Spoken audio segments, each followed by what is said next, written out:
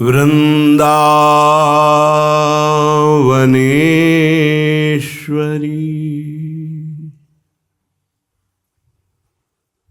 तवैव पदारविन्दं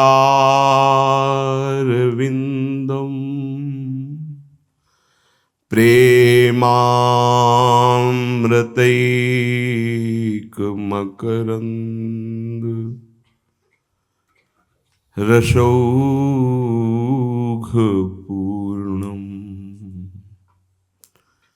हृद्यर्पितं मधुपतेः स्मरतापुमुग्रं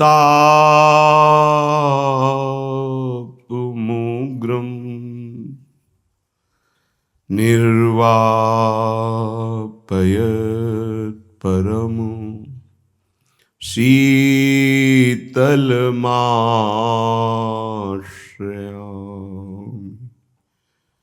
परमो शीतलमाश्रयामि।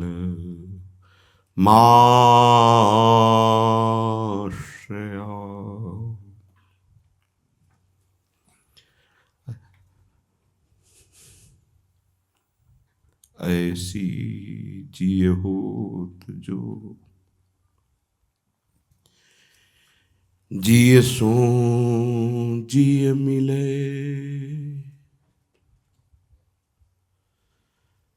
ऐसी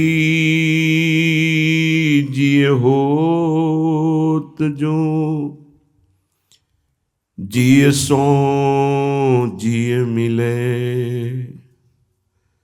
तन सो तन समाई लेहूं तो देखो कहा हो प्यारी। ऐसी जिय होत जो जिय सो जिय मिले, तन सो तन समाई लेहूं तो देखो कहा हो प्यारी।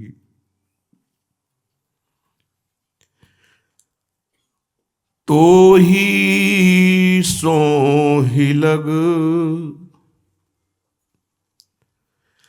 आँखें आँखिन सो मिली रहे, जीवत को लहा हो प्यारी। तो ही सो ही लग आँखें आँखिन सो मिली रहे, जीवत को यह लहा हो प्यारी। ऐसी जिय होत जो जिय सो जिय मिले, तन सो तन समाई ले तो देखो कहा हो प्यारी। मोकोई तो साज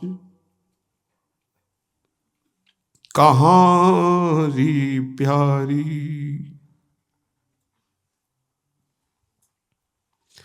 हो अति दीन तू बस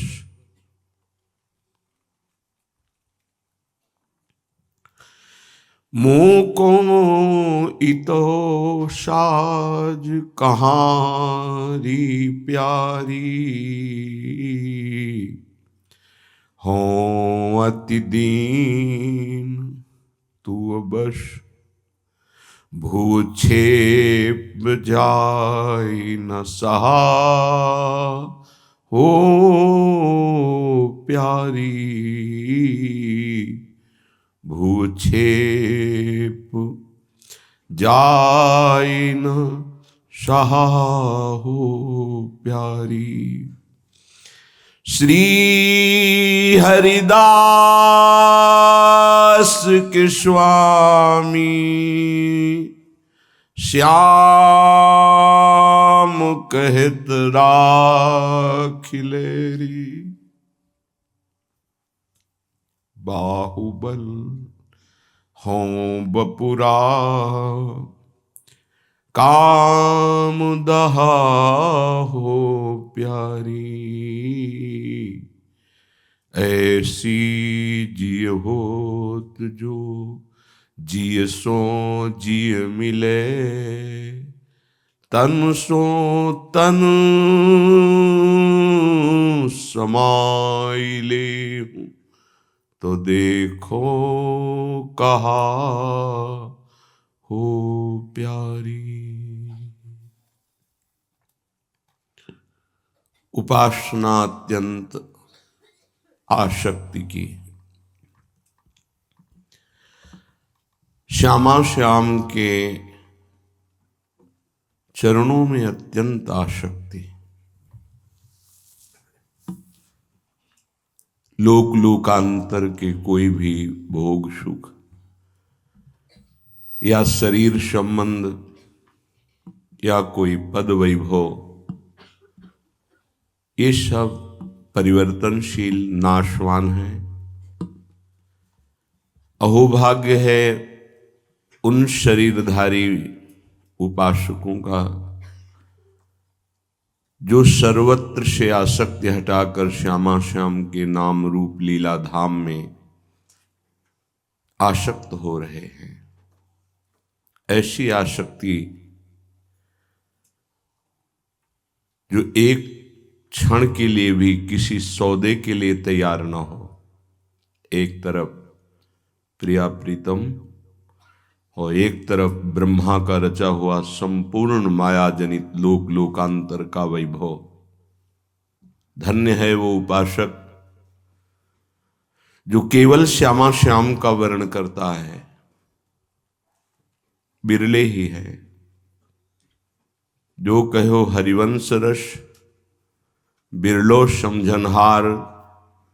एक दोई जो पाइए खोजी सब संसार। कोई विरला ऐसा जो ब्रह्मा रचित सृष्टि की तरफ आकर्षित ना होकर श्यामा श्याम के नाम रूप में आकर्षित हो गया, धाम में आसक्त हो गया, लीला श्रवण गायन में अद्भुत रुचि हो गई। वो धन्याति धन्य है। और तो जीवन भूल भुलैया में है, भटकाव में है। सच्ची मानिए, अगर इस जन्म में श्यामा श्याम से आसक्ति ना हुई तो हमारे हाथ कुछ नहीं लगेगा। प्रतिपल आयु नष्ट हो रही है, प्रतिपल कलयुग बढ़ रहा है, उसकी मलिनता विस्तार ऐसे बढ़ा रही कि अंतर और बाहर से दोनों से मलिन होता चला जा रहा है प्राणी।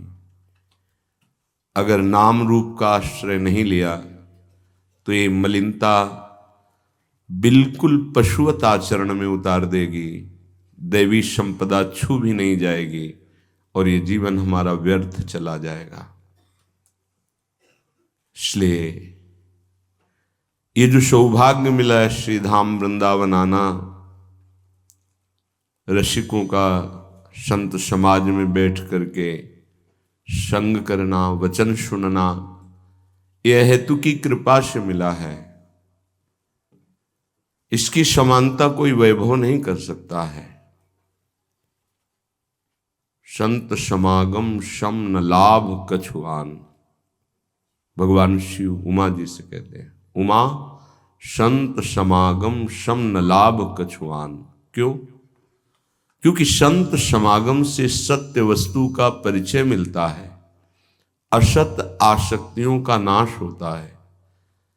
देखो, ये माया इतनी बलवती है, कोई अछूता नहीं है।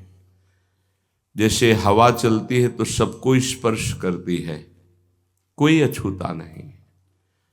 जो रात दिन प्रभु के आश्रित हैं, नाम जप कर रहे हैं, वही इस माया के थपेड़ों से बच सकते हैं। नहीं तो इसकी वायु काम क्रोध लोभ मोह मद मत्सर के रूप में सबको तापित कर रही है। श्रीपाद प्रबोधानंद जी महाराज कह रहे हैं, महाद्भुत चमत्कृति प्रकट सर्वशद वैभवम भवन नवम नवम सदा मधुर पूर्ण शोभार्णवम अतीव सुचमत्कारी जन कृपा क्षमाद्यैर गुणैर महो मदन मोहनाकृति भजन्तु वृंदावने। जो वृंदावन धाम का श्रेय ले लेता है, वास स्वीकार करता है, उसके जीवन में चमत्कार हो जाता है। क्या चमत्कार? मलिन मन अनंत जन्मों से जो वासनाओं में सुख की खोज कर रहा था, वो राधा नाम की तरफ चल पड़ता है। वो प्रियालाल की उपासना की तरफ चल पड़ता है। ये सबसे बड़ा चमत्कार है। माया जनित चमत्कार तो भगवान ने बहुत बड़ा रच रखा है। हमारा मन प्रभु की तरफ चल पड़े, ये भारी चमत्कार है। एक जन्म से नहीं, हजारों जन्म से नहीं, अनंत जन्मों से माया में ही सुख खोज रहा है। मना कष्टान इंद्रियाणि प्रकृति स्थान कर्षति। अब इस प्रकृति स्थान से हटने की तैयारी कर लिया, राधा नाम जप कर रहा है, प्रिया प्रीतम की भक्ति कर रहा है, ये चमत्कार हो गया। महाअद्भुत चमत्कृति। फिर देहाभिमान बहुत सुदृढ़ हो गया है। जब जब हमारा जन्म होता है, जिस शरीर में हम उसी में आसक्त हो जाते हैं और ये भाव होता है मैं। अद्भुत चमत्कार ये प्रकट होता है। धाम की रज का सेवन करना, रसिकों का संग करना, नाम जप करना, तो देह भाव खत्म हो जाता है और भगवत भाव जागृत हो जाता है। भगवत भाव में, उपासना में दास्य भाव सरस, वैसे तो शांत भाव भी लिया गया है पर वो सम है। दास्य भाव में सरसता आ जाती है, उससे सरसता बढ़ती है सख्य भाव में, फिर वात्सल्य भाव, फिर गोपी भाव और सहचरी भाव। ये महान चमत्कार होता है कि देह भाव छूटकर वो भाव देह को प्राप्त हो जाता है। ये भगवत भाव है, ये चिदानंद भाव है। प्रकट सर्व सदवैभवम। ऐसे उपासक के नेत्रों के सामने प्रिया प्रीतम का संपूर्ण वैभव प्रकाशित हो जाता है। जो नाम जापक है, शरणागत है, जो अद्भुत चमत्कार प्रकट हुआ कि देह भाव गलित हो रहा है, देहाभिमान भाव देह की तरफ वृत्ति बढ़ रही है, तो उसके नेत्रों के सामने अब कुछ अगोचर नहीं रहा। सदवैभवम, जो सच्चिदानंद वैभव है प्रेम का, वो प्रकाशित हो गया। भवन नवम नवम सदा मधुरम। नवीन नवीन कुंज, नवीन नवीन शोभा, नवीन लालजू, नवीन प्रियाजू, नवीन खगमृग पशु पंछी, नवीन लीला, ये उस उपासक के नेत्रों में झलकने लगती है। भवन नवम नवम सदा मधुर पूर्ण शोभार्णवम। शोभा समुद्र वृंदावन नवम नवम। शोभा समुद्र प्रिया प्रीतम नवम नवम। शोभा समुद्र यहाँ के खगमृग पशु पंछी सहचरियां नवम नवम। क्योंकि प्रतिक्षण वर्धमानम प्रेम है। प्रेम में वृंदावन, प्रेम में प्रिया प्रीतम, प्रेममयी सहचरी, प्रेम में विलास, सब नवम नवम। अतीव सुचमत्कृति जन कृपा क्षमा देर गुणई। भारी चमत्कार वृंदावन का ये कि जिसने वृंदावन का वास और आश्रय स्वीकार कर लिया, उससे कोई भी अपराध बन जाए, जन कृपा क्षमा देर गुणे, वो अपने जन पर सदैव क्षमा ही करता है। नहीं कभी हम मुक्त ही न हो पाए। यहां का छोटा सा भी पाप बहुत बड़ा पर्वत जैसा हो जाता है। पर वृंदावन ही प्रभाव सुनो, अपनो ही गुण देत, जैसे बालक मलिन को मात गोद भर लेत। जैसे मलिन बालक है पर मां मलिनता नहीं देखती, अपना बालक देखती है, ऐसे वृंदाटवी जीव की दुर्गुण वृत्ति नहीं देखती। ये मेरा आश्रय लिया है, ये मेरे में वास करता है, बस। अतीव सुचमत्कृति जन कृपा क्षमा देर गुणई। भारी चमत्कार कि उसको दंड मिलना चाहिए, धामापराधी है, धाम में रहकर अपराध करता है, पर वो कहते हैं क्षमा देर गुणई। ये वृंदावन अपना गुण प्रभाव क्षमा ही कर देता है। पर ये उनके लिए है जो जन बन चुके हैं वृंदावन के। वृंदावनवासी, राधा उपासी, अनन्य आश्रय, चाहे वो बाहर रहते हो चाहे यहां रहते हो, वृंदावन के सिवा उनका मन कहीं और नहीं। ऐसे जनों के चाहे जहां अपराध बन जाए, वृंदावन क्षमा कर देता है। बाहर के अपराधों की तो कोई गणना ही नहीं, उनकी तो क्षमता ही नहीं। धाम का जो पाप है वो बहुत विशाल और वज्र की लीक माना गया है, वो क्षमा कर देता है वृंदावन। अतीव सुचमत्कृति, बड़ी सुंदर ये चमत्कार वृत्ति वृंदावन की कि जन कृपा क्षमा देर गुणे, अपने जन पर कृपा करके क्षमा कर देता है।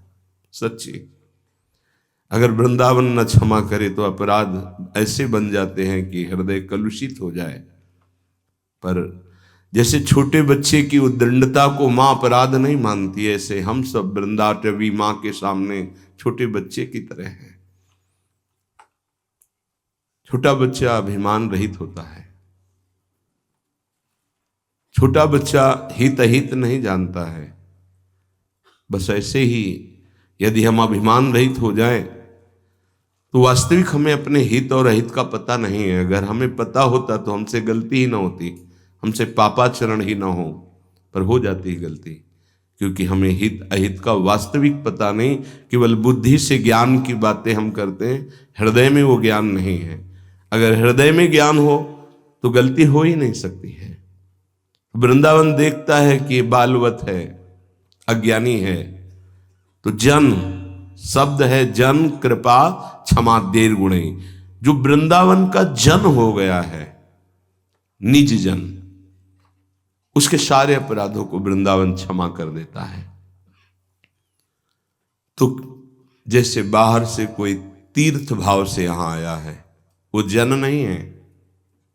इसीलिए बाहर से आने वालों से प्रार्थना करते हैं कि आप सावधान रहिए। अगर आपसे थोड़ा भी कोई अपराध बनेगा तो आप लेके चले जाएंगे वो, और वो क्रमशः बढ़ता रहेगा।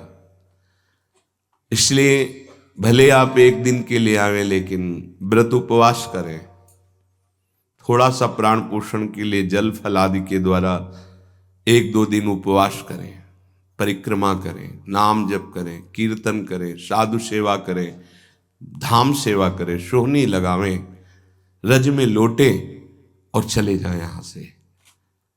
यहां मनोरंजन न करें जैसे बाहरी शहरों में जाकर आप मनोरंजन करते, वो यहां ना करें। ये धाम है, बहुत सावधान। महो मदन मोहनाकृति भजंत वृंदावने। ये महामोहन आकृति सी श्यामा श्याम का मैं वृंदावन में वास करके भजन कर रहा हूं, श्रीपाद कह रहे हैं। इसका भाव क्या है? बन सके तो आप भी वृंदावन का आश्रय लें, वास करें और श्यामा श्याम का भजन करें, क्योंकि धाम बहुत कृपालु है, समस्त अपराधों को क्षमा कर देता है। धाम बहुत चमत्कारी है, क्योंकि वो राधा नाम से प्रीति करा देता है वो राधा चरणारविंद की दुर्लभ शरणागति प्रदान करता है और वो देह भाव से हटाकर भाव देह की प्राप्ति करा देता है। आनंद रस कंदली परम कंद वृंदाटवी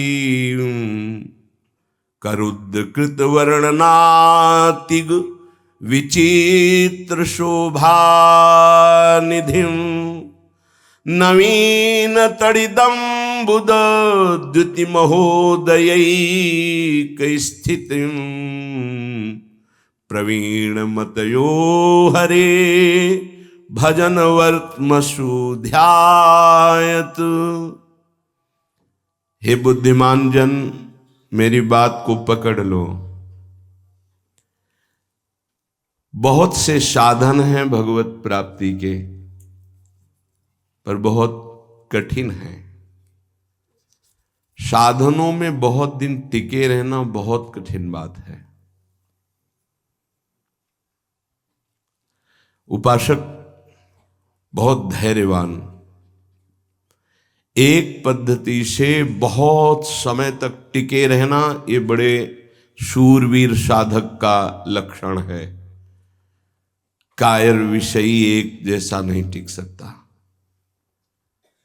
धैर्य पूर्वक एक दिनचर्या, एक रहनी बहुत काल तक परिपक्व अवस्था हो जाती है। कह रहे हरिजन अर्थात भगवान के भक्तजन अन्य पथों का त्याग करके प्रेम पथ का, रस समुद्र का आश्रय लेते हैं।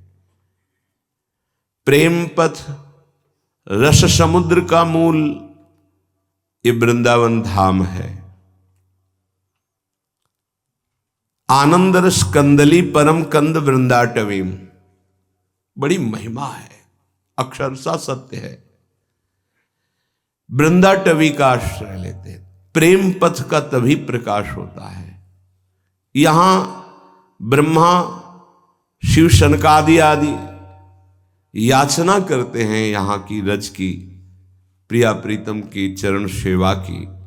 बड़ा अनिर्वचनीय वृंदावन है, क्योंकि यहां विचित्र शोभानिधि स्वरूप एक तड़ित कांति, बिजली की आभा, और एक मेघ कांति, श्याम वर्ण लालजू, ये दोनों अनादिकाल से अनंत काल तक यहां विहार करते हैं, कर रहे हैं, करते रहेंगे। प्रिया प्रीतम, ये बड़ा अनिर्वचनीय प्रभावशाली वृंदावन है। बस इसमें सावधानी, आगे के श्लोक में कह रहे हैं, बहुत जोर की बात है। कर्णाभ्यार्णास्पर्शिनः स्त्रीति वर्णा दप्युत्रस्ताः संगमात्राद्विहस्ताः न्यस्तात्मानः श्रीलवृन्दावने ये का स्तान राधा पादगान स्तुवीत। ये काम भोग शब्द क्रिया की तो बात जाने दो, मेरे कान में भी ये शब्द न पड़ने पावे, ये बात ध्यान दीजिए। कर्णाभ्यर्णा स्पर्शिणः स्त्रीति वर्णा दप्युस्त्रस्ता संग मात्राद्विहस्ता। संग करना ये तो दूर की बात रही। श्रीधाम वृंदावन में प्रिया प्रीतम की उपासना में मुझे जो लगाया गया है, जिनका मैं भजन कर रहा हूं, एक तड़ित वर्ण वाले पीतारुण अक्षय अनंत तनिलताभाम, बिजली की अनंत कांति, एक श्याम मेघ, इनकी उपासना। तो सावधान ये रहे कि कर्णाभ्यर्णा स्पर्शिनः, मेरे कान में शब्द भी काम भोग का न पड़े। क्रिया और संग मात्राद्विहस्ता, संग आदि अन्य चेष्टाएं, ये तो दूर की बात रही, मेरे कान में भी काम शब्द न पड़े,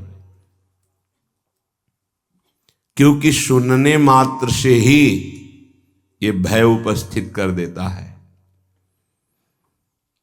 पानी घाट की तरफ वृंदावन में अभी कुछ ही दिन की बात है, वो स्मार्ट मोबाइल के कारण उन्होंने अपने शरीर को पूरा कर दिया। साधक थे,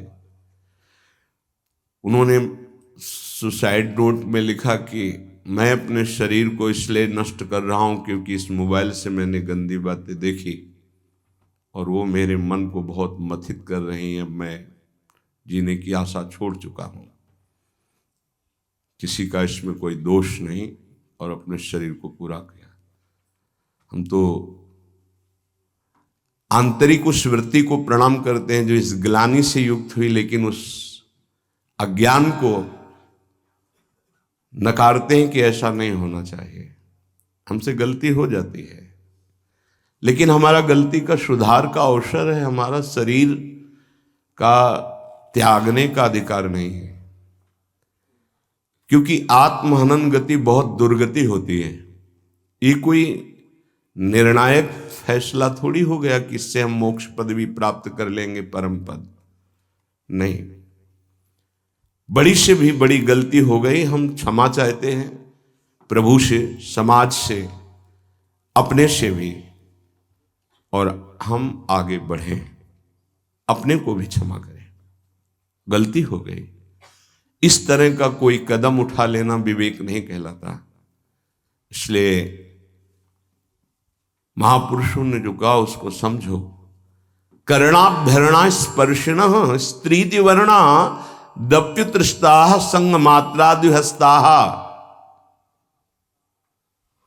एक काम भोग की वार्ता हमारे कान में भी स्पर्श नहीं करनी चाहिए।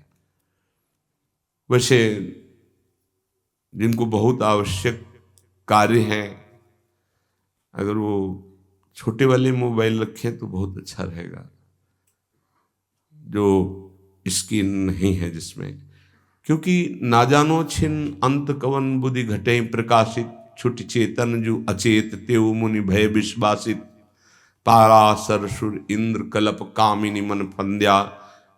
ऐसा बुद्धि बहुत नीच है, एक कब क्या निर्णय कर दे, भगवान बचावे, इसका कोई भरोसा नहीं। ये सबसे बड़े दगाबाज दो अंदर बैठे हैं, मन और बुद्धि, इन पर कभी विश्वास न करे। बहुत नीच है ये, बहुत नीच है ये। जब तक ये भजन करके भगवत प्राप्ति नहीं कर लेते, तब तक इनका विश्वास करना मानो अपने आप को नष्ट करना है। ना अपने मन पर विश्वास, ना अपनी बुद्धि पर विश्वास। छाती जलती रहती है, हृदय रोता रहता है, परमार्थ का पथिक लड़खड़ा के ऐसे गड्ढे पे गिरता है, उठना मुश्किल होता है। क्या जीवन का नाश कर देना किसी समस्या का समाधान हो सकता है क्या? नहीं। चलने वाला ही गिरता है, लड़ने वाला ही हारता है, इसलिए हारने वाला ही एक दिन विजेता बनता है। देखो, ये संसारी पुरुष नहीं जानते, हाय ऐसा हो गया। आप तो दिन भर रात दिन उसी विषय में पड़े हो। कोई साधक यदि साधन मार्ग में चल रहा है, थोड़ा फिसल गया, थोड़ा चूक हो गई, तो हाय कहने की जरूरत नहीं, उसको ढांढस बंधाने की जरूरत है, धैर्य बंधाने। कोई बात नहीं, आप आगे बढ़े, कुछ नहीं हुआ, ठीक है, सब ठीक हो जाएगा। ये यात्रा है, बहुत भूल भुलैया की यात्रा है, बहुत फिसलन है माया की, इसलिए एक दूसरे को सहयोग करके निकलना है। जब तक भगवत साक्षात्कार न हो जाए, साधक को एकांत कमरे में अकेले नहीं रहना चाहिए, समुदाय में रहना चाहिए। साधु समुदाय, कलौ संघो शक्ति। समुदाय से क्या होता है कि एक दूसरे की नजर है। अच्छा, हमारे अंदर कोई गलती हुई तो हम एक दूसरे साधक से निवेदन कर सकते हैं, वो हमको समझा सकता है। अकेले में जो चिंतन फंसा वो फंस गया, अब वो चिंतन ना निकल पाया। वैसे सबसे प्रार्थना है, हर समस्या का समाधान है, हर पाप का प्रायश्चित है, हर गलती के सुधारने का अवसर। कोई ऐसी गलती नहीं जिसका सुधार न हो। कभी किसी से ऐसी गलती हो जाए तो आप अंदर जलिएगा मत, गुरुजनों से शेयर कीजिएगा। जो अपने गुरुजन हैं उनके सामने बात रखिएगा कि मेरे से गलती हो गई। अब अपने मन को खाली कर दीजिएगा। आपसे सही कहते हैं, हमारे प्रभु इतने करुणा में क्षमा करते हैं, अगर वो क्षमा न करे तो भगवत प्राप्ति किसी को ना हो।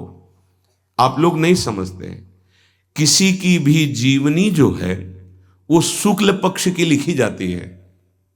इसीलिए बड़े बड़े महापुरुष जब प्रभु के सामने विनय करते हैं तो मोशम कौन कुटिल खल कामी, जिन मुको तन दियो ताको न भजन कियो, ऐसो नोन हरामी। सूरदास जी महाराज, गोस्वामी तुलसीदास जी, जो मैं अपने अवगुण कहूं, बाढ़ई कथा पार नहीं लाऊं। ए भाई, अंदर की बात है, रो रो के इस मार्ग में विजय प्राप्त की जाती है। सबके हृदय को कोई ऐसा नहीं है, सबके लख बिरले पाए। बिरला कोई साधक पहचान पाता है कि हमारे अंदर ये पाप आ गया, ये दोष आ गया, ये गलती, प्रभु मेरे से गलती हो गई। सच्ची कहते हैं, अगर भगवान क्षमा ना करें तो कोई एक कदम भी परमार्थ पे नहीं चल सकता। निराश होने की जरूरत नहीं, ये नहीं देखना कि वो बहुत आगे बढ़ चुके हैं। तुमसे सच्ची कहते हैं, हृदय की बात कहते हैं, जिसे तुम बहुत आगे बढ़ा हुआ और जानते हो भगवत कृपा से केवल है, केवल भगवत। वो भगवत कृपा आपके ऊपर नहीं हो सकती क्या? क्या आप महान नहीं बन सकते हैं क्या? महान के अंश हैं, महान के पुत्र हैं, आप भी महान बन सकते हैं। गलती हो गई, त्रुटि हो गई, उसके लिए रास्ता है, प्रायश्चित है, दंड विधान है, क्षमा विधान है, लेकिन शरीर को पूरा कर देना ये कोई विवेक नहीं रहा। कभी किसी उपासक से, किसी के भी मन में कुछ भी ऐसा चल रहा हो कि वो तुम्हें जला रहा है, तुम निकल नहीं पा रहे हो, श्री जी से कहो, गुरुजनों से कहो, निकल जाओगे। अगर विवेक काम करे तो ध्यान ही मत दो उसकी तरफ, निकल जाओगे। ऐसा नहीं कि उसमें डूब जाओ, उसी चिंतन में डूब जाओ। इसीलिए हम कहते हैं, एक एकांत कमरे में रहकर साधना करता है, एक रोज सत्संग करता है, बड़ा अंतर होगा, बड़ा अंतर होगा। सत्संगी कलावान हो जाएगा, क्या युक्ति आ जाएगी बचने की, उसकी किस विकार से, किस भावना से कैसे बचा जाता है। और वो बहुत जरूरी है भजन में। अगर भजन में युक्ति नहीं तो मुक्ति होना बहुत कठिन है। इसलिए साधु संग किया जाता है कि उनके अनुभव, उनकी युक्तियां हमको विचारों से बचा सके। हमारे अंदर विचारों का जाल फेंका जाता है, जो मन बुद्धि है वो विचारों के जाल में हमको फंसाती है, हमें बचना है। थोड़ी सी चूक हमारे पूरे जीवन को नष्ट कर देती है। थोड़ा सा मनोरंजन हमारे जीवन को असमर्थ बना देता है। इसलिए समस्त साधकों से, उपासिकाओं से, सबसे, वो गृहस्थ हो या विरक्त हो, सबसे प्रार्थना है, एक बार हिम्मत करके निकल चलो। एक बार हरि गुरु ऐसे कृपालु हैं कि आप जैसी आकांक्षा करोगे, जो इच्छा करी हो मन माही, हरि प्रसाद कछ दुर्लभ नाही। पर हम इच्छा त्यागने के लिए ही भगवत मार्ग का वर्ण किए हैं। इच्छाओं का शमन करके, दमन करके हम भगवत प्राप्ति करें।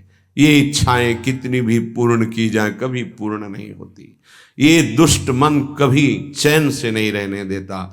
ये हर समय संकल्प विकल्प बनाते हुए सब प्राणियों को अधीन किए हुए है।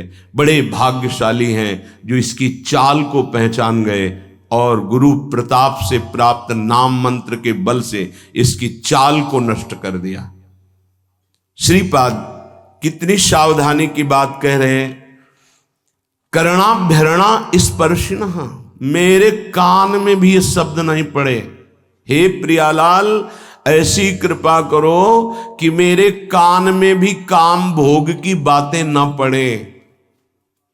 और जो मोबाइल में देखेंगे फिर कैसे चल पाएंगे। इसीलिए बहुत विचारणीय विषय है, सावधान। हम हृदय से पीड़ित होकर के कह रहे हैं कि आपके पास यदि वो स्मार्ट मोबाइल है और आपकी क्षमता ऐसी नहीं कि आप अपने मन को रोक सके, तो कृपया आप मोबाइल को चेंज कर लें, बदल लें। आपको आवश्यक है छोटा वाला रख लें, बड़ा वाला पारिवारिक जनों को दे दें या हटा दें। क्योंकि आज हमारी बुद्धि शुद्ध है, कल हमारी बुद्धि कुछ देखना चाहेगी। अगर हम देख लिए तो हमारा मनन बनेगा, मनन बनेगा तो फिर हम असहनीय हो जाएंगे, हम सहन नहीं कर पाएंगे। सहत सहत बाढ़े भगति गृह तन गुरु हितगार। सहन करने वाला भक्ति मार्ग में आगे बढ़ता है और टूट गया तो संसार में रह जाता है।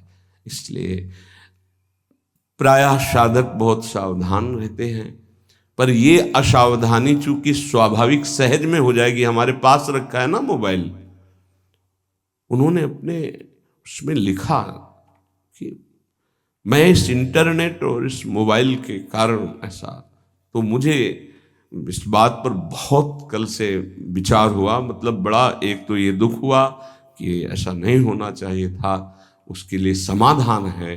हम ऐसा क्यों करें, मोबाइल को यमुना जी में फेंक दें, कसम खाएं, नियम लें कि मोबाइल रखेंगे ही नहीं। हमें लगता है 25-30 वर्ष से मोबाइल की रचना हुई, पहले तो नहीं थी। तो क्या पहले भारत में कोई जीवित नहीं था क्या मोबाइल के बिना? क्या कोई चल नहीं रहा था क्या मोबाइल के बिना?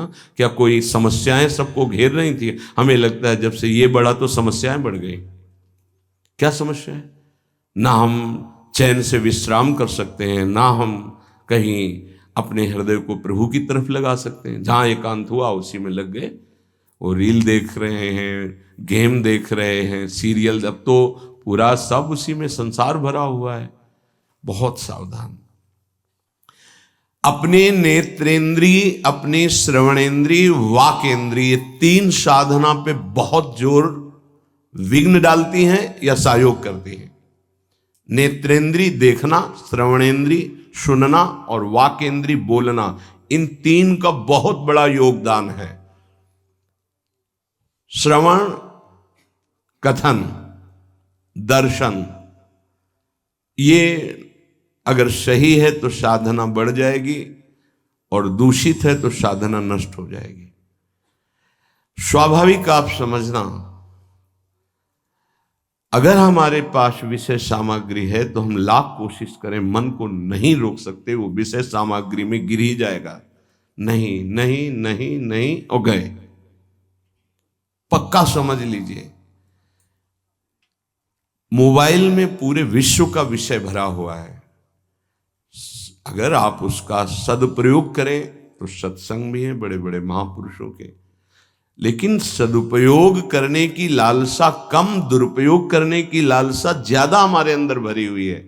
तो हमसे ऐसी चूक ना हो, अगर ऐसी चूक हो भी जाए तो आप निराश मत होना। प्रार्थना है आपसे, कुछ नहीं बिगड़ेगा। अगर अंतिम बन गया तो सब बन गया, आपको निराश नहीं होना है। आपको किसी महापुरुष से तत्काल निवेदन करना है, अपनी बात रखनी है, आनंदित हो जाओगे, कुछ नहीं बिगड़ा। अरे घोर वैश्यागामी, घोर पापाचारी को भगवत प्राप्ति हो सकती है, तो ये ऐसी कोई बात दिमाग में न लावे। भगवान के वचन है, अपिचेत सुदुराचारो भजते माम अनन्य भाग साधुरेव समंतव्या सम्यक व्यवसिता। ऐसा सुदुराचारी माने सांगोपांग दुराचार करने वाला। हे, शरीर को नष्ट कर देना ये कोई विवेक नहीं है, कोरी मूर्खता है। बहुत दुर्लभ मानव देह मिला है। अगर हमसे गलती हो जाती है तो हमारे प्रभु बहुत करुणामय है, वो क्षमा कर देंगे। लेकिन ये गलती, ये तो हमारे लिए क्षमा की कोई स्थान ही नहीं रह गया, कोई प्रार्थना ही नहीं रह गई। बिल्कुल कभी कोई निराश ना हो, किसी भी विषय में फंसा हो, किसी भी दोष में फंसा हो, किसी भी नाना प्रकार के प्रापंचिक प्रवृत्तियों में फंसा हो, घबराना नहीं, निराश मत होना। एक मार्ग है, अभी अवसर है, आप भगवत प्राप्ति कर सकते हैं, बिल्कुल प्रसन्न हो जाना। अगर आपको ऐसा कहीं आसपास कोई संत महात्मा, तो उनके समीप जाना, जो सुलझे हुए हों उनसे अपनी बात कहना, वो आपको संभाल लेंगे। या ऐसा ना हो तो प्रभु के श्री विग्रह के सामने रोना, वो संभाल लेंगे पक्का। निस्तात्मान स्त्रील वृंदावने ये का स्थान राधा पाद गान स्तुवित। मैंने तो आत्मसमर्पण वृंदावन को कर दिया है, श्रीपाद कह रहे हैं। अब तो मेरे कान में राधा यश पड़े, जबान राधा यश गाए, नेत्र राधा रूप देखने के लिए व्याकुल रहे, पर करणाभ्यरणा स्पर्शिनः, मेरे कान में कभी काम वासना की बात भी नहीं पहुंचनी चाहिए। हे प्रिया प्रीतम, ऐसी कृपा करो। तप्युस्त्रस्ताः संगमात्रादिहस्ताः, मेरे हृदय में कभी कामी पुरुषों का संग का राग न जागे, नहीं तो ये अति व्याकुल कर देगा। त्रस्ताहा, बड़ा त्रास देगा। बस मेरा हृदय प्रिया प्रीतम को समर्पित हो जाए, कानों से उनकी चर्चा सुने, जिह्वा से नाम जप करें। सत्संग जरूर होना चाहिए। अगर आपको कहीं सत्संग नहीं मिल रहा है तो आप स्वयं सत्संग करें। श्रीमद् भागवत पढ़ना, सत्संग करना, वाणी जी पढ़ना, सत्संग करना, कोई महापुरुषों के पास बैठ गए, बहुत जरूरी है। बिना संतों के चरणों की धूल में बैठे ये समस्या का समाधान ही नहीं होता है। गुरुजनों का भय ही हमको आगे बढ़ाता है। अगर गुरुजनों का भय, भगवान का भय, शास्त्र का भय ना हो तो मन को वश में करना बहुत कठिन है। इसीलिए हम निषेध करते हैं कि आप अपनी स्वतंत्रता को परतंत्रता में बदलिए। आप अपनी स्वतंत्रता गुरु जी को दे दीजिए और परतंत्रता स्वीकार के लिए तो माया की परतंत्रता आप जीत जाएंगे। माया की परतंत्रता से आप छूट जाएंगे, विश्वास कीजिए। श्री भगवान कह रहे हैं अर्जुन जी से कि ये काम अज्ञानियों का नहीं, ज्ञानियों का नित्य बैरी है। ज्ञानियों का बड़ा भगवान ने अद्भुत शब्द कहा। ये जो ज्ञान में, शास्त्र ज्ञान में, साधना के ज्ञान में तत्पर हैं, उनके हृदय में भी ये कामेश क्रोधेश रजोगुण समुद्भवः महासनो महापापमा विध्येनमि वैरिणम, ये राग से उत्पन्न होता है। रजोगुण राग, स्त्री शरीर में राग, पुरुष शरीर में राग, जनेन्द्रिय के सुख में राग, काम उत्पन्न होता है। ये पाप का कारण, सिर्फ पाप, एक ही शब्द है। ये काम जब राग से उत्पन्न होता है तो ये केवल पाप ही कराएगा। भगवान महासनो महापापमा, ये महापापी काम पापात्मा है, ये उसे पापात्मा बना देता है जिसके हृदय पर अपना अधिकार करे। और महासनो कभी तृप्त होने वाला नहीं है। अगर इसकी पूर्ति न हो तो विध्येनमि वैरिणम, ये क्रोध रूप धारण कर लेता है, दुश्मन की तरह बर्ताव हो जाता है। देखो कितना बड़ा दुश्मन, साधना छूटी, जीवन छूटा, अब क्या परिणाम ठाकुर जी जाने। ये महान दुश्मन कामेश क्रोधेश रजोगुण समुद्भवा, इसकी व्याख्या पीछे हो चुकी है। उपासक की पहली दशा में जैसे अग्नि के ऊपर धुआं छा जाए, ऐसे जब काम जागृत होता है तो उसको पता है कि गलत है, नहीं करना चाहिए, पर वो धुआं जैसे फूंक लगे तो अग्नि प्रज्वलित हो जाए। ऐसे अगर पहली अवस्था में विवेक काम कर गया तो बचा ले जाएगा अपने को। दूसरी अवस्था आती है, शीशे पे जैसे मल का लेप हो जाए तो अपना प्रतिबिंब नहीं दिखाई देता। ऐसे उसको ये समझ में ही नहीं आता कि मुझे ये नहीं करना चाहिए। बार बार राग कहेगा इसमें सुख है, सुख है। अगर वो कोशिश करे तो हट सकता है, तीसरे में नहीं। तीसरा है जैसे जेर से ढका हुआ गर्भ, निर्णय करने की शक्ति ही खत्म हो जाती है। आवृतम ज्ञानमेतेनो ज्ञानिनो नित्य वैरिणा काम रूपेण कौन्ते दुष्पूरेणा नलेन च। हे कुंती नंदन, ये अग्नि के समान कभी तृप्त ना होने वाला काम ये ज्ञानियों का नित्य दुश्मन है, ये नित्य बैरी है। ये ज्ञान को ढक करके नष्ट कर देता है पक्का। कभी हंसी मजाक, खेल कूद, मनोरंजन विपरीत आकर्षण वालों से ना करें, प्रार्थना है। हंसी हंसी में, खेल खेल में ऐसी गलती हो जाती है कि फिर मन जलता रहता है, फिर मन अधीन हो जाता है। जो हमको चिंतन करके भगवदानंद में डूबना था वो विषयानंद का चिंतन हो जाता है। कह रहे आवृतम ज्ञान में तेन, ये ज्ञान को ढक लेता है। ज्ञानिनो नित्य वैरिणा, ये ज्ञानियों का भी नित्य वैरी है। ये दुष्पूरेणा, ये कभी पूरित नहीं होता, चाहे जितना इसको भोग देते रहो। अनलेन च, जैसे अग्नि घी डालते रहो, कभी शांत नहीं होती। अब पता चल गया कि बैरी कौन है, बोले काम तो रहता कहाँ है। अगर किसी को दुश्मन का पता चल जाए ठिकाना रहने का तो आक्रमण किया जा सकता है। तो दुश्मन पता चला, ज्ञानियों का नित्य बैरी काम।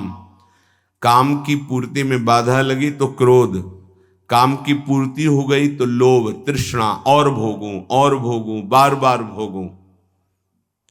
मुखिया है आवागमन का, जन्म मरण का मुखिया है काम। ये रहता कहाँ है, अगर पता चल जाए तो आक्रमण करने में समर्थ हो सकता है साधक। कहाँ रहता है, भगवान इसका निवास स्थान बताते हैं कि ये काम रहता कहाँ है। इंद्रियाणि मनोबुद्धि रस्याधिष्ठान मुच्यते, एतैर्विमोहयत्येषो ज्ञानमावृत्य देहिनम। इंद्रियां, मन, बुद्धि, ये आफिसें हैं इसकी, यहां बैठता है। इंद्रियाणि मनोबुद्धि रस्याधिष्ठान मुच्यते, ये इसकी ऑफिस है, काम की ऑफिस। इंद्रियां, मन, बुद्धि, ये काम इंद्रियां, मन, बुद्धि के द्वारा ज्ञान को ढक देता है और गलती हो जाती है। इतनी जल्दी बुद्धि को कवर करता है काम, विचार करने की सामर्थ्य नहीं रह जाती उपासक में। विषयी पुरुषों की तो यहां चर्चा नहीं, वो तो गिरे हुए हैं, गिरा हुआ क्या गिरेगा, साधक की बात हो रही।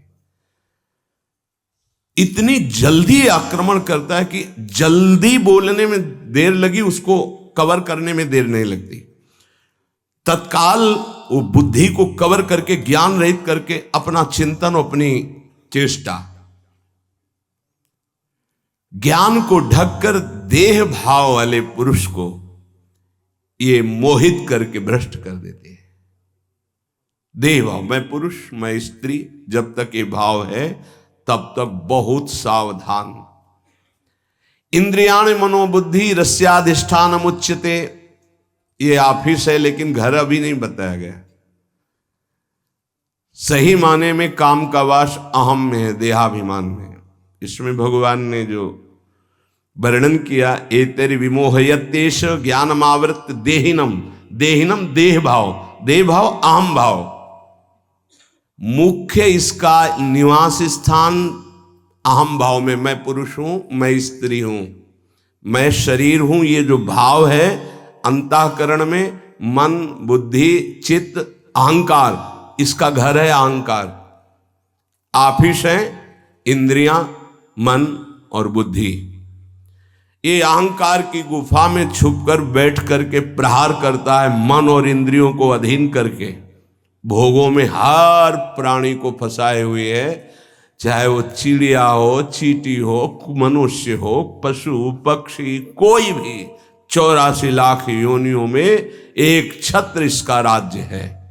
वही बचते हैं जो भगवान के आश्रित और भगवत शास्त्र की, गुरुजनों की अक्षरशः आज्ञा का पालन करते हैं। जहां इतनी सी भी हम गुरु आज्ञा शास्त्र के विरुद्ध हुए, वहीं हम फंस गए, वहीं क्लेशित हुए, वहीं अशांत हुए, वहीं रास्ता रुकेगा। पक्की बात समझ लीजिए, एक शब्द भी हमें अपनी नहीं लगानी बुद्धि से, क्योंकि उसी बुद्धि मन में वो बैठा हुआ है, जो वैरी बैठा हुआ वो उसी में बैठा हुआ, वो न्याय कैसे करेगा। किसी भी पदार्थ को जब देखते हैं तो इंद्रियों में कामना पैदा होती है। इंद्रियों में जब इंद्रियों में कामना पैदा, पदार्थ वस्तु व्यक्ति स्थान पहले देखना ही होता है या सुनना होता है, तभी कामना पैदा होती, सुन के या देख के। इंद्रियों में कामना पैदा होती है, इंद्रियां तत्काल मन को अधीन करती है, तो मन वो अपनी कामना में युक्त हो जाता है जो इंद्री कामना की। और मन ने बुद्धि को इतनी जल्दी पकड़ में लिया कि उसको विचार करने का अवसर न मिले, और देहाभिमानी जीव ये मान बैठा कि मैं भोगता हूं, मैं भोगूंगा, मैं देखूंगा, मैं सूंघूंगा, मैं छूंगा, मैं खाऊंगा। मरा। यह है बार बार हमको मारा जा रहा है, बार बार हमको परास्त किया जा रहा है, और हम खुशी होते हैं कि हम भोगता हैं, हम बहुत भोग रहे हैं।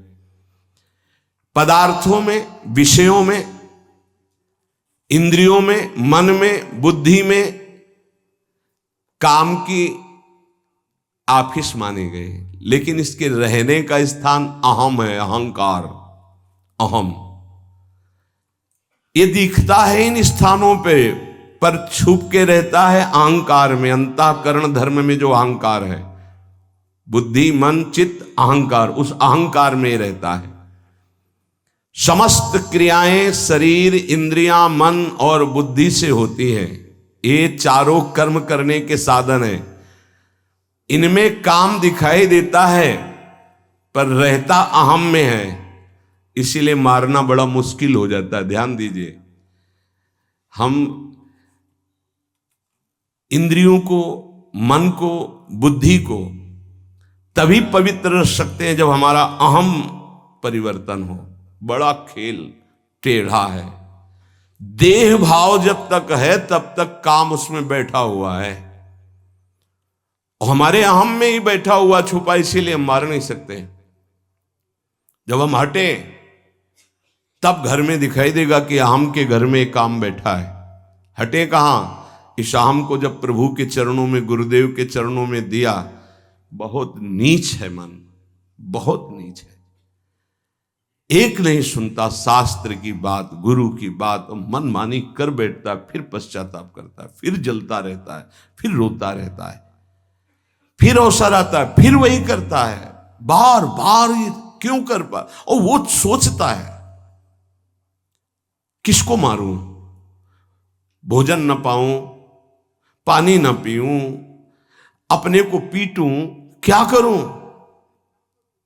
ये साधक की बातें हैं। क्या करूं? अब वो सुरक्षित बैठा है, आसन लगाए अहम में। अब आप बाहरी है, दंड देते रहो, पानी न दो, भोजन न दो, आप मानो कुछ नहीं होना उसको। वो ऐसी जगह बैठा है अहम में, अवसर आते फिर क्या, फिर वो क्लेशित होता है। अब क्या करूं, क्या करूं, कौन? अच्छा 4 दिन उपवास कर लेता हूं। तो उपवास किया तो प्राण शुष्क हुए, लेकिन वो अहम में बैठा है। ये बहुत समझने का विषय। ये मरेगा अहम त्याग से। अहंकार, देहाभिमान जब गलित होगा तभी ये काम नष्ट होता है। अहम जड़ चेतन की ग्रंथि में बैठा हुआ है। यद्यपि मृषा जड़ चेतन की कभी ग्रंथि हुई नहीं, फिर भी छूटती कठिनाई। क्या? मैं पुरुष। जब तक मैं पुरुष हूं तब तक काम है, जब तक मैं स्त्री हूं तब तक काम है। जब ये अहम प्रभु के चरणों में समर्पित हो जाता है या धर्म में समर्पित हो जाता है, तभी वहां से काम हटता है। काम शून्य अहम ब्रह्म स्वरूप है। जो मैं, वो ब्रह्म स्वरूप है, और काम युक्त अहम, देहाभिमान, यही दुर्गति का कारण है। ये केवल मैंपन में बैठा हुआ है। मैं अमुक हूं, अमुक वर्ण का, अमुक आश्रम का, अमुक अमुक, इसी पे काम बैठा हुआ है। इसी कामना से ना चाहते हुए भी पाप होते हैं। अर्जुन ने पूछा था, अर्जुन जी ने, कि प्रभु ना चाहते हुए भी ये पाप कौन करवा देता है? नहीं चाहते हमसे कोई गंदा काम हो, पर वो काम बैठा है अहम में। जहां संग बना तहां दोष उपस्थित हो गया, जान ही नहीं पाया कि दुश्मन हमारे अंदर बैठा है, और ये दुश्मन की प्रेरणा वो मित्र मान लेता है कि सुख भोग होगा, बस वहीं भ्रष्ट हो जाता है।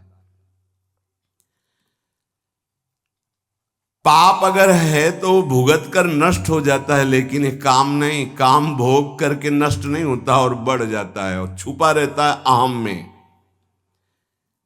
काम बंधन मेवैकम नान्यदस्तीह बंधनम, काम बंधन मुक्तो ही ब्रह्म भूयाय कल्पते। जगत में बंधन है तो एकमात्र काम का बंधन है। अगर कोई सृष्टि में परेशान है तो एक बात से परेशान है, काम। देख लो, रुपया पैसा खान पान सब इसी की पूर्ति के लिए है। काम, कामना, वासना, बंधन एकमात्र इसी काम का, दूसरा कोई बंधन नहीं है। काम बंधन मेवैकम नान्यदस्तीह बंधनम, काम बंधन मुक्तो ही ब्रह्म भूयाय कल्पते। जैसा अभी वर्णन किया कि जहां देह भाव में जो काम बैठा है हटा, तो जो मैं है वो शुद्ध ब्रह्म है। ब्रह्म भूयाय कल्प, तत्काल वो अपने ब्रह्म स्वरूप को प्राप्त हो गया। इसीलिए कहा गया है कि जाहि न चाही कबहु कछु, तुम सन सहज सने बसौ निरंतर तासुर सुराउर निजगे। बस एक प्रार्थना अगर मान लोगे तो निकल जाओगे। अगर आप विपरीत शरीर का संग नहीं करोगे, विपरीत दर्शन और संभाषण नहीं करोगे, तो स्फुरणा होगी, खत्म हो जाएगी, आपको कोई परेशान नहीं कर पाएगा, निकल जाओगे आप। अगर विपरीत आकर्षण का आप संग करेंगे, दर्शन करेंगे, संभाषण करेंगे, तो चाहे जितने प्रवीण विद्वान ज्ञानी संयमी हो, आपको पतित होना पड़ेगा। शब्द लिख लीजिए, यह शास्त्र सम्मत अनुभूत बात है। हम भूख को सह सकते हैं, लेकिन हमारे पास भोजन रखा हो, अगर ब्रह्म प्राप्त हो गया है तब तो कोई बात नहीं। अगर देह भाव है फिर भूख को नहीं सह सकते। आप बैठे हो, आपके सामने भोजन रखा, नहीं नहीं नहीं नहीं, कितनी बार कहेंगे नहीं नहीं, एक बार टूट पड़ेंगे और सब पा जाएंगे। बस ऐसे ही सारे भोग हैं। संसर्ग दोष से बच गया उपासक तो जीत गया। कभी भी, कहीं भी, किसी से भी प्रार्थना है, चाहे यंत्र से हो, चाहे शरीर से हो, या चाहे किसी ग्रंथ पंथ किसी से भी हो, हमें बहुत सावधान रहना है, संसर्ग नहीं होने देना। कुछ ऐसे पुस्तिकाएं हैं जिनको पढ़कर आप भ्रष्ट हो जाएंगे। कुछ ऐसे दृश्य हैं, कुछ ऐसे व्यक्ति हैं, कुछ ऐसे संसर्ग है, बहुत सावधान। काम बंधन में वैकम, साधक का एक ही भारी दुश्मन है, इसी से सब परास्त हो जाएंगे। भगवान ने कहा है ज्ञानिनो नित्य वैरिणा, ये काम। यहां काम बंधन में वैकम, पूरे जीवन यही अपने अधीन किए रहता है सबको, पूरे जीवन भर, चाहे वो शरीर वृद्ध हो जाए, वो अधीन किए रहता है। नान्यदस्ति ही बंधनम, कोई और दूसरा बंधन नहीं है। काम बंधन मुक्तो ही, तो ब्रह्म भूयाय कल्पते, वही ब्रह्म बोध हो जाता है, जो मैं काम रहित हो जाता है, मैं जिसका काम रहित। एतरि विमोह यत्तेषु ज्ञानम आवृत्य देहिनम, ये काम प्रमाद स्थिति में ज्यादा बढ़ता है। प्रमाद, जो आपकी दिनचर्या है, नहीं जाना हमें वाणी पाठ में, नहीं जाना हमको कीर्तन में, ये जो प्रमाद है कि ना करने योग्य क्रिया को करना और करने वाले में ना करने की भावना, इससे आप बचिए। आप अपनी दिनचर्या को बिल्कुल ब्रह्म मानिए, आप जीत जाएंगे, पक्का जीत जाएंगे। आपकी दिनचर्या टाइम टू टाइम कई वर्ष लगातार चले, फिर आप देखना रंग आ जाएगा आप में।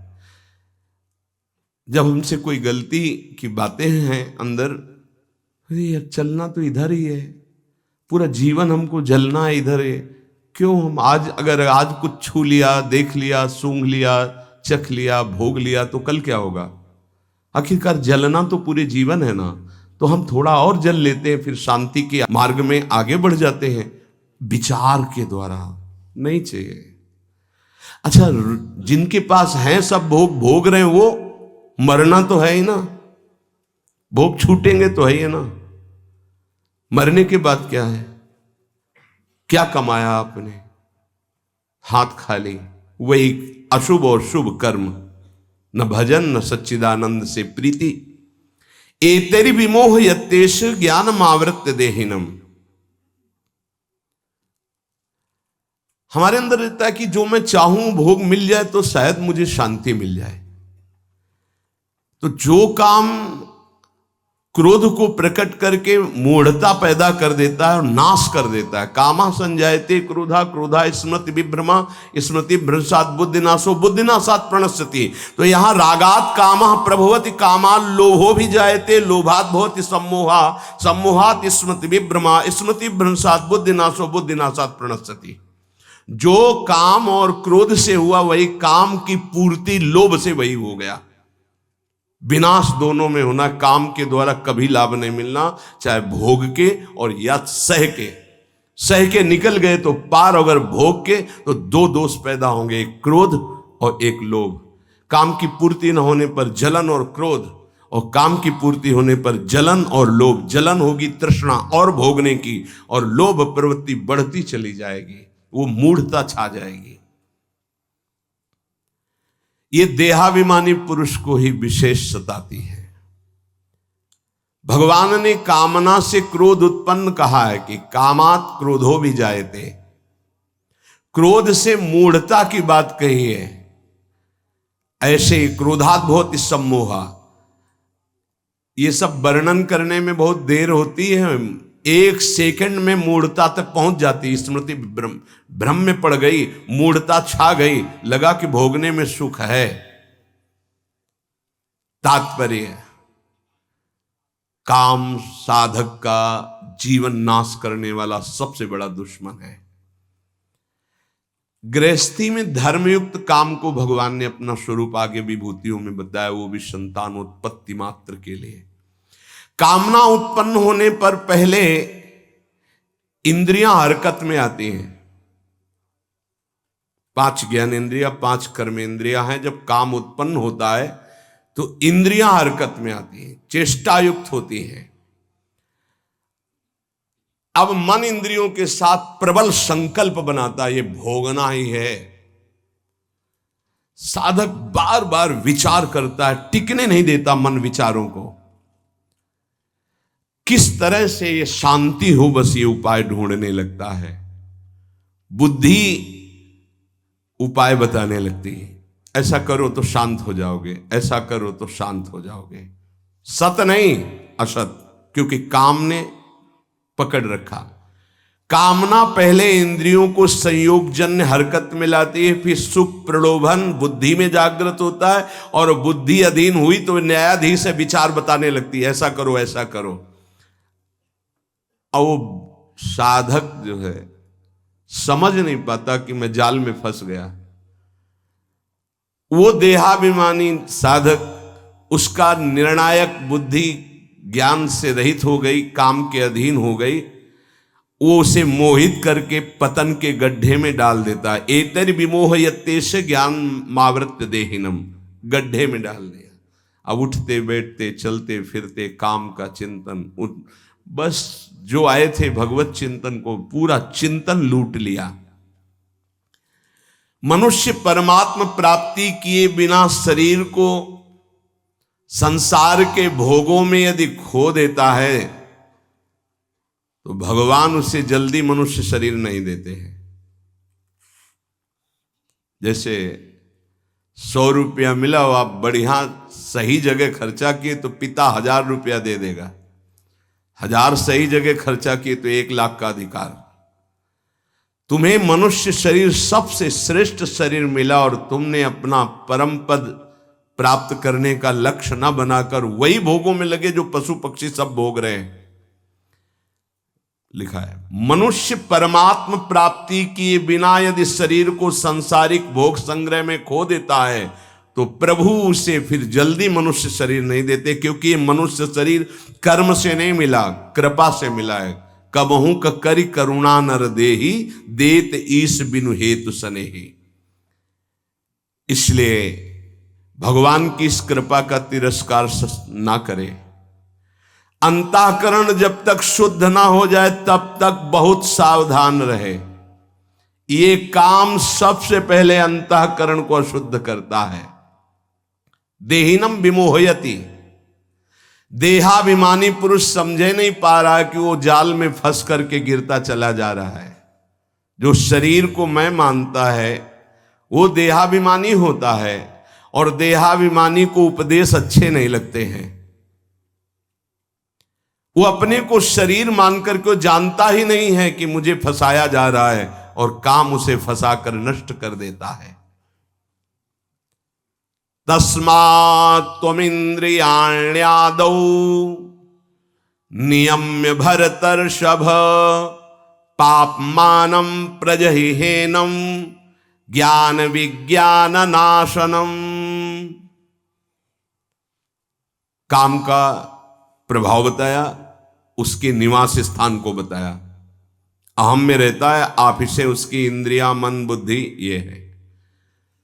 भगवान कह रहे हैं तस्मात् त्वमिन्द्रियाण्यादौ नियम्य भरतर्षभ। इसलिए भरतवंशियों में श्रेष्ठ अर्जुन, तुम सबसे पहले इन इंद्रियों को वश में करो। काछ वाच मन निश्चल राखे, धनि धनि जननी तेरी रे। नरसिंह मेहता जी के इंद्रियों को वश में करो। नेत्र सबसे खतरनाक, इनको बहुत सावधान रखो। बहुत बहुत ये चंचलता, नेत्रों की चंचलता। भगवत चर्चा हो रही तो हो सकता है शब्द ना सुन पाओ, लेकिन विषय चर्चा हो रही है तो आप 10-5 हाथ दूर हो गए तो भी श्रवणेंद्री पकड़ लेगी क्या बातें हो रही। निंदा स्तुति विषय चर्चा, इंद्रियों को शासन में रखो, इंद्रियों को वश में करो, क्योंकि ये ज्ञान विज्ञान का नाश करने वाले महापापी काम इन्हीं के वशीभूत होकर तुम्हें नष्ट करते। मार डाल इस पापी को। भगवान कहे पाप मानम प्रजहेनम ज्ञान विज्ञान नाशनम, मार इस काम को नष्ट कर। तस्मात् त्वमिन्द्रियाण्यादौ नियम्य भरतर्षभ। ये महाभारत सबको लड़नी पड़ेगी, ये महाभारत है, सबको लड़नी पड़ेगी। अगर आपको अपने स्वराज्य सिंहासन पर बैठना है, मुक्त होना है, तो ये युद्ध स्वीकार करना पड़ेगा, ये चुनौती स्वीकार करनी पड़ेगी। भगवान कह रहे इंद्रियों को वश में कर, ज्ञान विज्ञान का नाश करने वाले इस महापापी काम को अवश्य बलपूर्वक मार। भगवान आदेश कर रहे हैं पाप मानम प्रजहेनम ज्ञान विज्ञान नाशनम। तस्मात् त्वमिन्द्रियाण्यादौ नियम्य भरतर्षभ। इसलिए पहले इंद्रियों को काबू करो।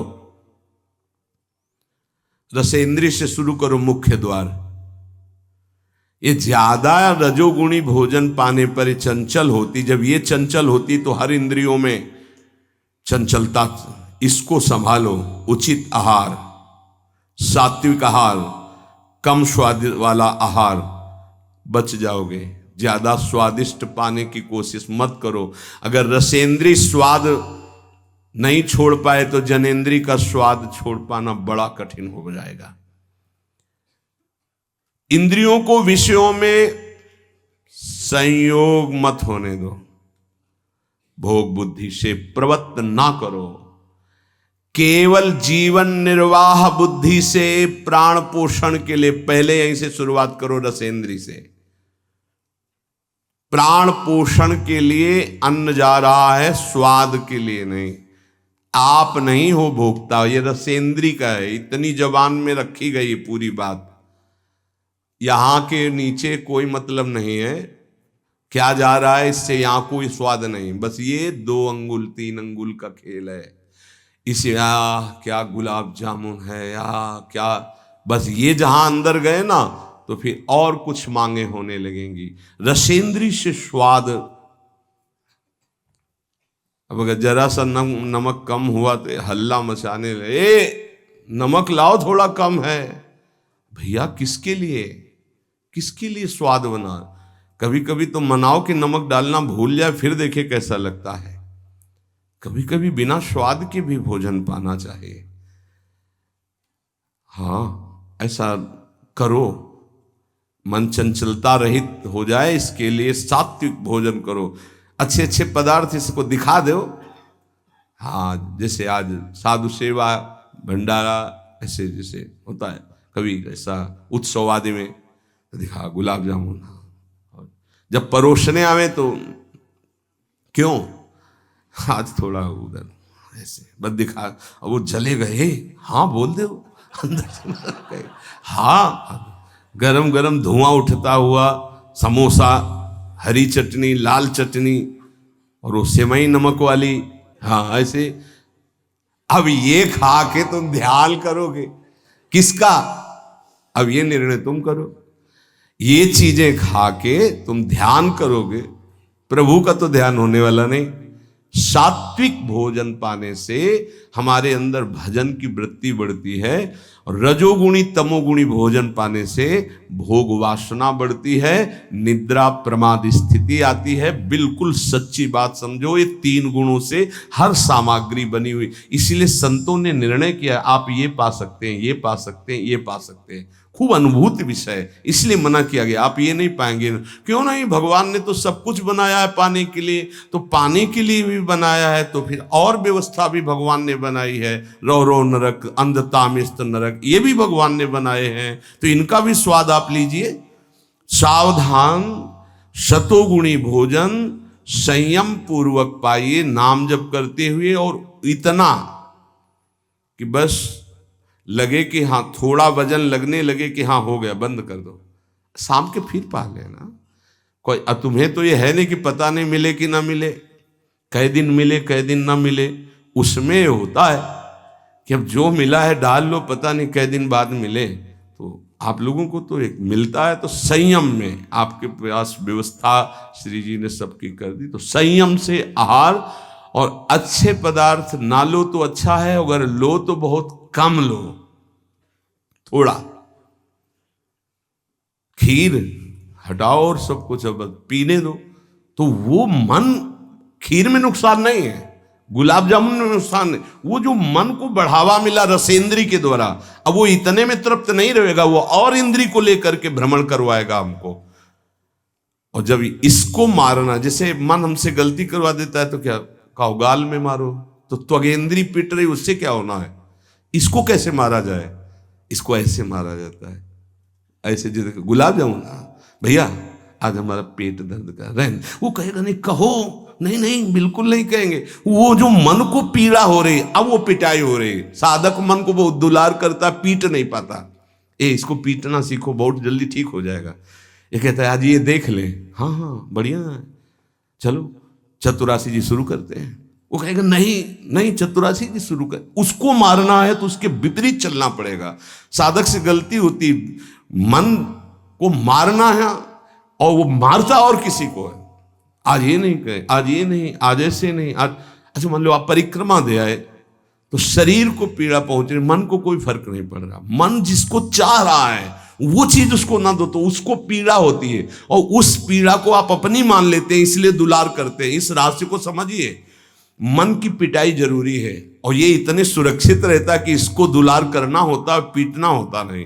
इसकी पिटाई है कि ये जब जो मांगे आज ऐसे, तो दिखा दिया कि हाँ देखो ये है, मिलेगा नहीं तुम्हें पाने को, और वो जलन पैदा करेगा।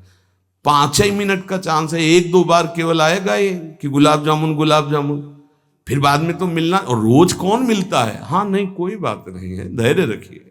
और अगर वहां सब कुछ बना हुआ साथ में केवल खिचड़ी, तो खिचड़ी परोसा लीजिए, और वो जलेगा, आप देख लेना वो जलेगा। ऐसा क्यों कर रहे हो? इसलिए कर रहे हैं कि हमें श्री जी चाहिए। बदमाश, तुझे हम जो दे, फिर इसके बाद हमसे और मांग करेगा। संतों ने इसको ऐसे वश में किया है। बहुत कठिन, बहुत कठिन है। अगर सामने से मिठाई प्रिय है और वो निकल जाए, आप परोसाओ ना, तो आप देख लो, कामा संजायते क्रोधा, भौं चढ़ जाएगी अपने आप से। कितनी बड़ी चूक हो रही है। परम पद फीका लगेगा, गुलाब जामुन मीठा लगेगा, ये बहुत बेईमान है। आप इस बात से समझ मतलब सावधान रहें कि इसकी चाल में ना फंसे, इसकी पिटाई जरूर करनी है। मन कहां से पीटा जाता है? इसकी मांग को ना कर दो, बस इसकी पिटाई शुरू हो गई। ये कह रहा है ये चाहिए, उसके विपरीत नहीं, अब वो जलेगा, जलेगा, पवित्र हो जाएगा। और उसने मांगा, वो आपने दे दिया, अब वो और मांग रख देगा, वो आपको परेशान कर। तस्मात् त्वमिन्द्रियाण्यादौ नियम्य भरतर्षभ।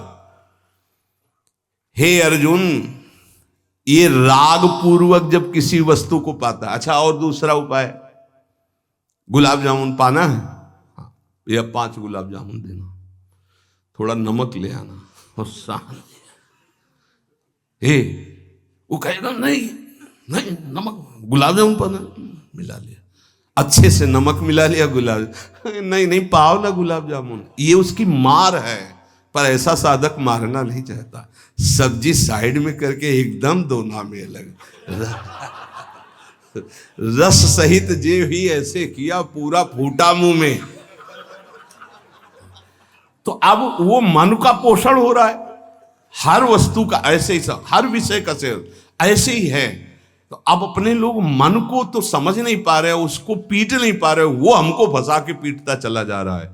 बहुत पीटता है, देख लो, बहुत पीटता है मन, बहुत इसकी पिटाई चाहिए। कोई गुरु कृपा पात्र इसको पीटना शुरू करता है, यही उसकी पिटाई है कि इसके विपरीत चलो, जो मांग इसकी हो रही है उसके विपरीत चलो।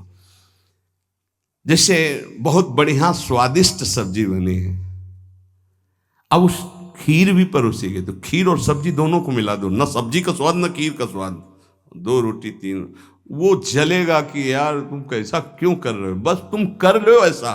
तो रसेंद्री ठीक हुई तो सब ठीक हो जाएगा। शास्त्रों में वर्णन किया गया धैर्यवान वही है जो रसेंद्री और जनेंद्री को, बस 2 इंद्रियों की चर्चा हुई, और तो सब अपने आप हो जाएंगी। और रसेंद्री प्रधान, रसेंद्री ना हुई तो फिर आगे जो राग पूर्वक भोग, कोई भी भोग किया जाए, वो बिल्कुल द्रवित हृदय में छप जाता है, बार बार पीड़ा पहुंचाता है, ना चाहते हुए भी साधक का पतन कर देता है। यही है, ना चाहते हुए पाप कौन करवाता है। आहार का बहुत बड़ा फर्क पड़ता है। अगर हम आहार पर संयम कर लें तो निश्चित काम पर विजय प्राप्त की जा सकती है। अगर आहार पर संयम नहीं, उचित आहार से अब देखना, खाते खाते मर जाते हैं, लेकिन खाने की इच्छा पूर्ति नहीं होती। यही चमत्कार माया का। 2 रोटी डाल लो, फिर भजन देखो कैसा होता है, देख लो ना आप करके। खट्टी डकार आ रही है यहां से, फिर भी शाम के बैठे हैं, आलू का पराठा और चटनी ये और वो, फिर जाके पचाने में पूरी ताकत। भजन कैसे करोगे? थोड़ा भोजन करो, खाते खाते मर गए यार। आज यहाँ का, कल वहां का, परसों यहाँ का, संसारी पुरुष इसी में लगे रहते हैं। सुनो, उतना डालो जितना प्राण पोषण के लिए। कभी ऐसा देखो कि पेट में वजन ना आने पावे। अगर आपको भजन बढ़ाना है तो पेट में वजन ना आने पावे, ऐसे जब बैठो और भोजन शुरू करो, जहां लगने लगे कि पेट में कुछ आ, वहीं बंद कर दो। और 1 दिन का अभ्यास, निर्णय करो कि 2 रोटी इतना इतना इतना हो, उतना ही। ये बार बार बांटना और बार बार पाना, ये साधकों के लिए ठीक नहीं है। एक बार रखवा लो 4 रोटी से दाल सब्जी और बस खत्म। आपका घर है, आप श्री जी का प्रश्न, बस एक बार, और उसी को पाके अपना भजन करो।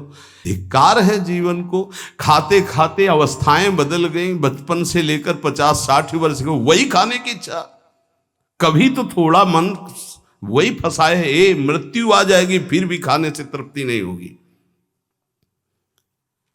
एक बार इस रसेंद्री को काबू में किया जाए, भोजन पर सावधान, थोड़ा अल्पाहार, इतना जिससे हमारे प्राणों का पोषण हो जाए, सब ठीक हो जाएगा। आप देख लेना, अल्पाहार। अगर भोजन सुधार नहीं होगा तो फिर भजन में सुधार नहीं होगा। भोजन, बहुत प्राण शक्ति प्रबल है आपकी, ऐसे नहीं निकल जाएगी। बहुत प्राण शक्ति बलवान होती है। वायु, अन्न, जल उचित चला गया तो खूब साधना बनेगी। इसलिए कोई भी वस्तु राग पूर्वक सेवन न की जाए। ये ज्ञान मार्ग, भक्ति मार्ग, जो मार्ग के उपासक, उनको इस बात पर विशेष ध्यान रखना, चाहे गृहस्थ हो चाहे विरक्त हो। शास्त्र के अनुसार कर्तव्य कर्म होने चाहिए और राग रहित आहार विहार होना चाहिए। पूज्य श्री पंडित गया प्रसाद जी के शिष्य मास्टर बाबा, उनके पास जितने साधक रहते थे तो उनकी सब्जी में नमक नहीं, खीर में चीनी नहीं, ऐसे ही उल्टा सीधा बनता था। तो जानते हो कैसे साधक रहते थे? 2-4, जब दंडोती परिक्रमा लगा रहे थे तब वहां गए थे 2-4 साधक। जब शाम के मिला ना तो वहां कुछ पकड़ में नहीं था कि रोटी से सब्जी पाओ तो कुछ पकड़ में आवे, या दूध और चावल मिला के रखा गया तो कुछ पकड़ में, कुछ पकड़, न मीठा न खट्टा न नमकीन न कुछ।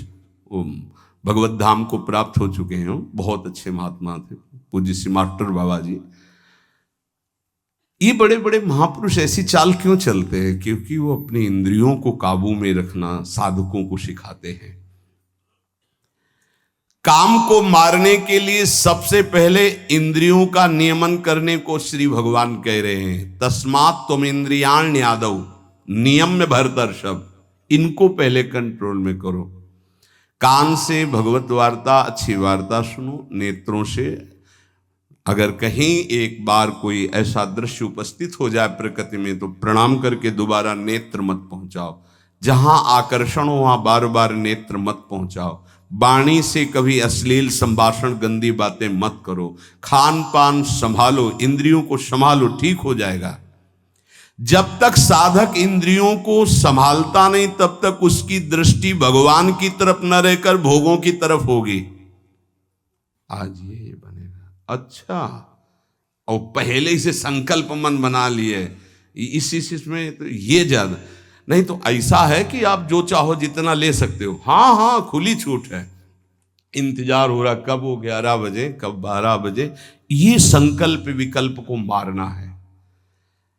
कभी कभी ऐसा कर लिया करो, ज्यादा मन तैयार हो गया ना कि आज तो उत्सव है, बहुत गोल कर दिया, आज उपवास करेंगे हम, तो सब मत करना, नहीं तो गड़बड़ हो जाएगा। अलग अलग उत्सव में एक एक, दो दो, आज नहीं पाएंगे, आज भूखे रह करके रहे। फिर आप देखो जो आपको मन जलन पहुंचाएगा वही मन को अधीन करने के बिना इसके अधीन नहीं होने वाला। ये भी बात समझ लीजिए, यहीं से अधीन किया जाता है। जैसे अपने लोग अब सावन भर केवल गंगा जल पी कर रहेंगे, जो भगवान शिव की उपासना गंगा किनारे, सावन खूब आराम से 2-4-5 दिन शिथिलता होती है, इसके बाद वो शरीर उसी ढांचे में ढलने लगता है और गंगा जी में सब सामर्थ्य विराजमान है। सही, कभी हम अपने शरीर को शक्तिहीन अनुभव नहीं किया। गंगा जल में इतना पावर विराजमान है, ऐसे पदार्थ विराजमान है। उस समय जब गंगा जल ही केवल बहुत सामर्थ्य उसमें, कभी ऐसा नहीं लगा। जब गंगा जल पीते थे तो लगता साक्षात माँ का दूध पी रहे हैं, एक विशाल अंदर से उत्साह प्रकट होता था। 2-4 दिन के बाद शिथिलता खत्म हो जाती है और वो शरीर पचाने लगता है। जो अन्न की मांग करता है वो धीरे धीरे शांत होने लगता है। मनुष्य की प्रवृत्ति इंद्रियों की मांग को पूरी करने में है। आज तो घर में नहीं, आज चलते हैं होटल में खाएंगे, यहाँ के नहीं, गाड़ी में बैठे आज छठी करा वाले होटल, ये क्या है? आज वहां ये है क्या? अरे बोले जिंदगी का यही तो लाभ है। तो भैया ये जिंदगी का लाभ नहीं है, ये जिंदगी के लाभ को नष्ट करने वाली हानि है। शतोगुणी सात्विक भोजन बना के भगवान को अर्पित करके प्राणों का पोषण करो। वहां जा करके कौन किस भाव से बना रहा है, कैसी अपवित्रता या पवित्रता है, बहुत सावधान। सबसे पहले काम इंद्रियों को फंसाता है जिससे उसमें विषय की कामना होती, फिर काम मन को अधीन करता है, फिर बुद्धि को अधीन करता है, और ये सब 1 सेकंड के कम हिस्से में हो जाएगा। एकदम फैल गया कि तुम्हें विचार करने का अवसर नहीं मिला। परंतु जो साधक इंद्रियों की कामनाओं में ही ब्रेक लगा दिया। भगवान कह रहे हैं वो भावपूर्वक कर्तव्य का चिंतन करता है। नहीं नहीं, ऐसे साधक को शीघ्र भगवत प्राप्ति हो जाती है। ध्यान दीजिए, सबसे पहले इंद्रियों में ही काम पैदा होता है और विषय को विषय आकर्षण करता है। और विषय जब कामना पैदा होती तो विषय कर्म करने की चेष्टा होती, कोई भी कामना किसी भी इंद्रिय की, और जो विषय कर्म में फंस जाता है उसका पतन हो जाता है। और जो उपासक इंद्रियों की चाह को, कामना को पूर्ण नहीं होने देता, वो उसको कर्तव्य का बोध होता रहता है। जो अपने कर्तव्य का बोध करता है, मेरा कर्तव्य क्या है, वो शीघ्र ही अपना उद्धार करने में समर्थ हो जाता है, भगवत प्राप्त हो जाता है। एनम ज्ञान विज्ञान नाशनम, ये ज्ञान विज्ञान का नाश करने वाला काम है। तुम्हारा कितना भी अनुभव ढक देगा, कितना भी बुद्धि आपकी प्रवीण हो, बड़े बड़े जवाब देने वालों को लाजवाब कर देता है। ऐसा है, काम ऐसा है कि बहुत जवाब देने वाले को जवाब रहित कर देता है। उसका उत्तर नहीं दे पाओगे जब काम तुम्हारे अंदर प्रश्न करेगा। विज्ञान अनुभव साधना का सब ढक देगा, ज्ञान विज्ञान दोनों को। तत्व ज्ञान का यहां बात नहीं है कि ज्ञानी का शब्द है शास्त्र ज्ञानी से, बोध संपन्न महापुरुष से नहीं स्वात्मारामम विषय मृग तृष्णाम भ्रमयति। यहां भक्त जो अभी साधन काल में है, प्रेमी भक्त के नहीं, दो को कोई परास्ती नहीं कर सकता।